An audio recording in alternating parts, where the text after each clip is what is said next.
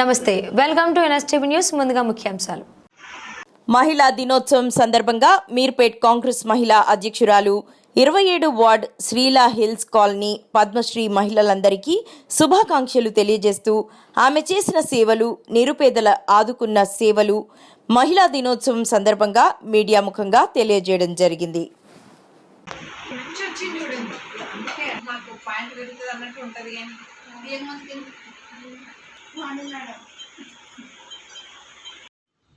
ధన్యవాదాలు. మరియు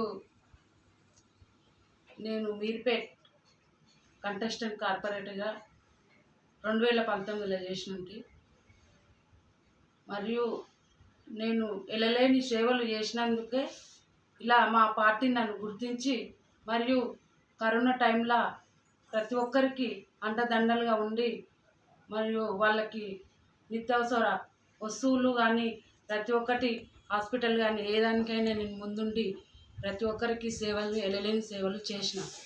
అందుకే ప్రతి ఒక్కరూ నన్ను గుర్తించి మరి మన మీర్పేట్ కార్పొరేషన్ల అధ్యక్షురాలు పదవి ఇచ్చిర్రు. మరియు ముందస్తు మన మహిళా దినోత్సవం మన తెలంగాణ ప్రజల మహిళలకు అందరికీ శుభాకాంక్షలు తెలుపుతున్నాము.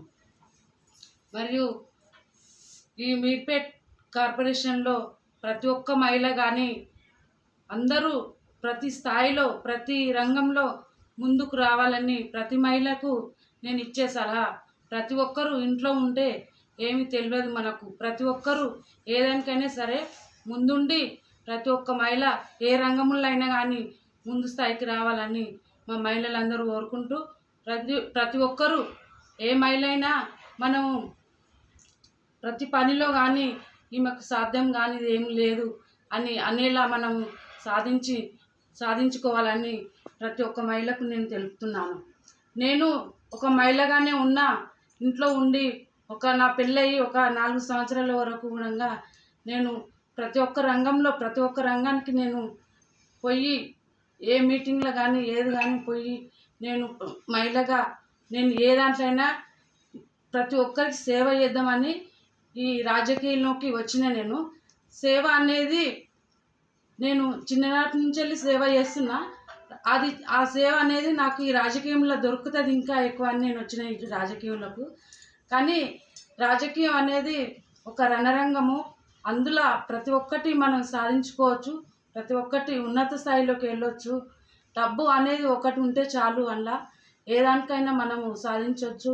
ప్రతి మహిళ డబ్బు లేకున్నా రావాలి, డబ్బు ఉన్నా రావాలి, ఏం కాదు. సేవ అనేది దేవుడిచ్చిన ఒక గొప్ప వరము. ఇది అందరికీ ఉండదు, 10 మందిలో ఒకరికి మాత్రమే ఉంటుంది ఈ సేవాభావం. సేవ చేసే వాళ్ళకు కూడా వేరే వాళ్ళు ఓర్వలేక మనని మళ్ళా విమర్శల దారిలో చెప్తారు. మీరు ఎందుకు ఈ సేవ చేయడము అవసరమా అని ఒక మహిళగా చేస్తుంటే ఓర్వలేక నన్ను ఎంతోమంది అన్నారు. కానీ ఎవరేమన్నా నేను ముందుకెళ్ళి నేను ఒక మహిళగా సాధించుకున్నాను. ప్రతి ఒక్కరూ మన మీర్పేట అంతా సేవలు నేను గ్రామ పంచాయతీ మున్సిపాలిటీ కూడా ఒక 20,000 ఇచ్చిన. ప్రతి ఒక్క లేని వాళ్ళకి కానీ ఉన్న వాళ్ళకి కానీ ఎవరికైనా అవసరం అని ఆ రోజు ప్రతి ఒక్కరికి ఇచ్చిన. కాబట్టి ఈరోజు నన్ను పార్టీ గుర్తించి ఒక మహిళా అధ్యక్షురాలుగా ఇచ్చింది నాకు. ఈ మహిళా అధ్యక్షురాలు ఇచ్చినందుకు ఈ పార్టీ తరఫున అందరికీ కృతజ్ఞతలు తెలుపుతున్నాను. జై కాంగ్రెస్, జై జై కాంగ్రెస్.